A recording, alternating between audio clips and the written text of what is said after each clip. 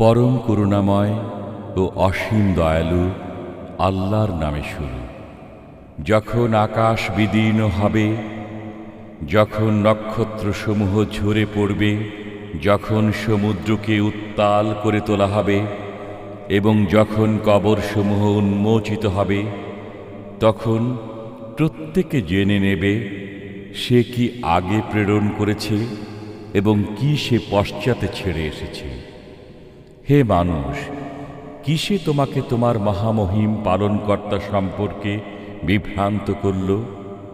যিনি তোমাকে সৃষ্টি করেছেন, অতঃপর তোমাকে সুবিন্যস্ত করেছেন এবং সুষম করেছেন।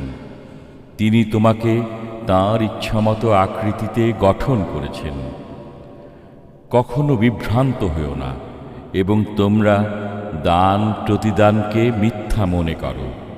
অবশ্যই তোমাদের উপর তত্ত্বাবধায়ক নিযুক্ত আছে। সম্মানিত আমল লেখকবৃন্দ, তারা জানে যা তোমরা করো।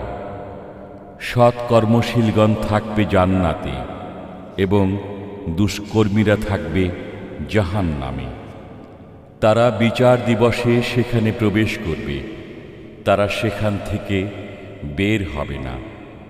আপনি জানেন বিচার দিবস কি? অতঃপর আপনি জানেন বিচার দিবস কি?